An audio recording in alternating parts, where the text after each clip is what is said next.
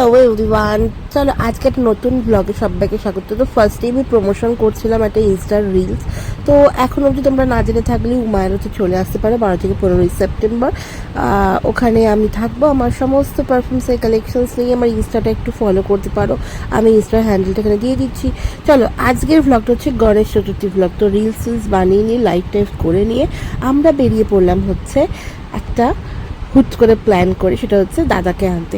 আমার বাড়িতে দাদা আছে, বাট আমার এই বছর আবার ইচ্ছে করলো দাদাকে আনতে। তো আমি এখানে অনেক দেখে তারপর এক দাদাকে নিয়ে এসেছি।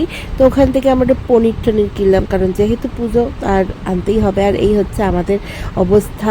আমরা প্রচণ্ড পরিমাণে একটু বিধ্বস্তই ছিলাম, বাট স্টিল আমার ভীষণ আনন্দ হচ্ছে। বাড়ি এসে আমি করবো হচ্ছে পুজো করার। আজকেই গণেশ চতুর্থী পড়ে গেছে, আর কেমন হয়েছে দাদাকে ডেফিনেটলি আমাকে কমেন্ট করে জানিও।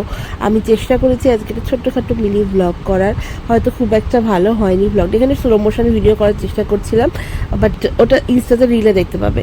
কেমন লাগছে আমার দাদাকে ডেফিনেটলি জানিও। আমি ভীষণ খুশি। আর আমি বেসিক্যালি একটুখানি সাদার ওপরই চাইছিলাম, বাট আমার কাছে সত্যি সাদার ওপর চলে এসছে, সাদা বস্ত্র পরা আর কি। ভীষণ ভালো লেগেছে আমার। তোমাদের কেমন লেগেছে ডেফিনেটলি জানিও। আর রাতের বেলাতেই আমি পুজো করে নিয়েছি বা দাদার। আমি এবারে বেশি কিচ্ছু করিনি, মানে বেশি সাজানো গোছানো কিচ্ছু করিনি। আর এখানে বাবাকেও অ্যাজ ইউজুয়াল খেতে দিয়ে দিচ্ছি। আমার পিছনে প্রথম যে দাদার মূর্তিটা এনেছিলাম সেটা রয়েছে। কোনটা বেশি ভালো লাগছে ডেফিনেটলি জানি, যদিও দাদাই হয়। আমার সব মূর্তি ভালো লেগেছে। এবার তোমরা জানিও তোমাদের এবারের এই বছরের মূর্তিটা কেমন লাগলো। পরবর্তী ব্লগের জন্য আমাকে ডেফিনেটলি লাইক শেয়ার সাবস্ক্রাইব করে নিও, শেয়ার করতে বলো না। দেখা হচ্ছে পরের ব্লগে। Bye bye, tata, good night.